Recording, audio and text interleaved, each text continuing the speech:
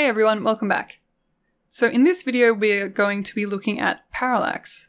So if you look right here, there are multiple layers of stars and we can see that they're moving at different speeds. Some look like they're not moving at all and some are moving a little bit. And this is creating a parallax effect, a kind of illusion of depth, where we can judge how far away the stars are by how fast they're moving relative to the camera. So the ones that are really slow look like they're further away and the ones that move fast look like they're closer. And this effect is really cool to breathe some life into 2D games, and it can even be good for things like platformers. So firstly, I want to get this effect just working as a test on the background layer that we already have.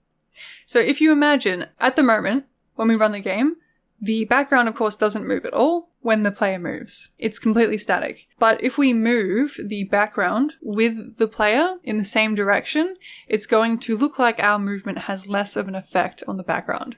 So it's going to look like the background is further away. The more it moves with the player, the further away it's going to look. If we come into the camera and the step event, like I said, we are just going to move the background layer with the camera. And there isn't an action block in here for this, but there is a function that exists in GameMaker. So we're going to call a function. Just make sure it's not in the if check right here. And this one is called layer X. And it's actually down here. So as you can see, we have two arguments to supply it. So one is the layer ID, and we can actually just put in the layer's name for that. And then an X position to move it to. So that's what we want, layer X. The layer name is called background. And the point that we want to move it to, well, just to test, let's just put camera X. And we'll do the same for Y. So I'm just going to copy and paste that and change that to Y. And let's give that a run.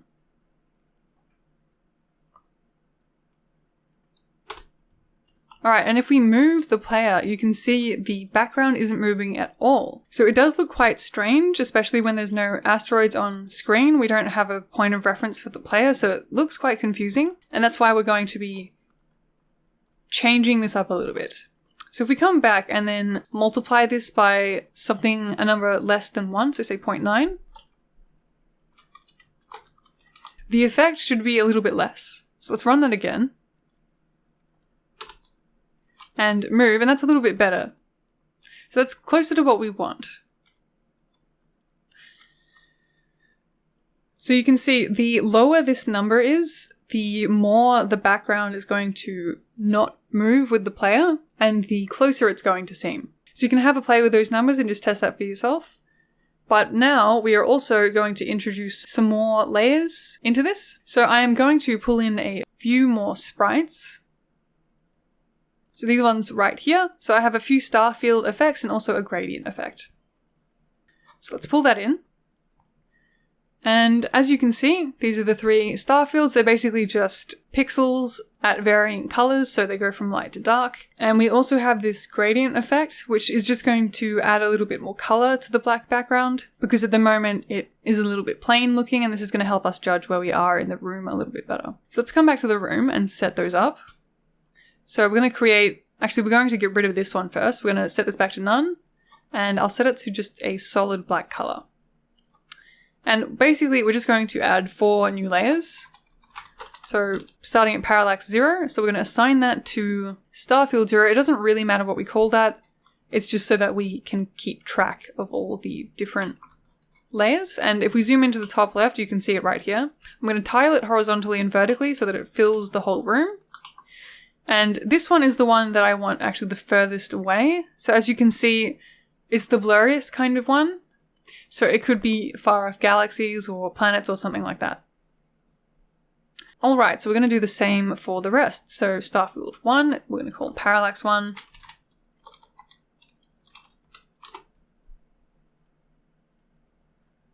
Two. And whoops, remember to tile them horizontally and vertically. And parallax 3. Alright, cool. Now, I think that gradient looks a little bit too strong, so I'm actually going to reduce its alpha, and we can do that right here in the color.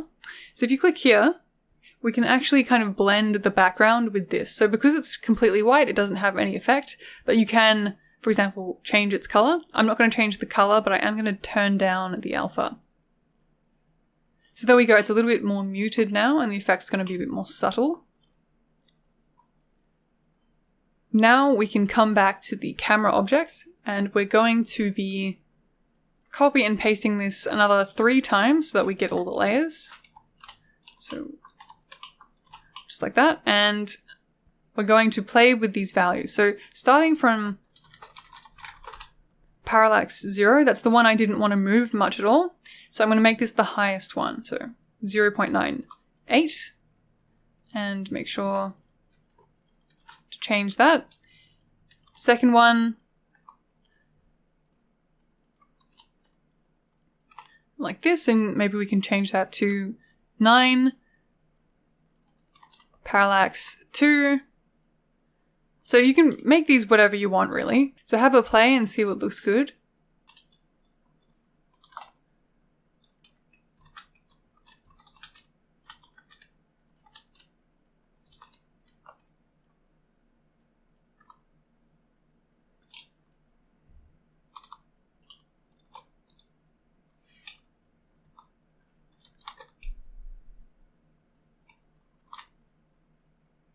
And finally, the last one, Parallax 3.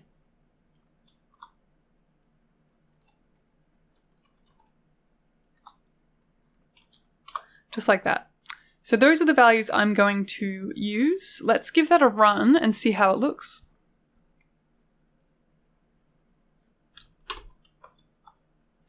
So there we go, that's a bit better.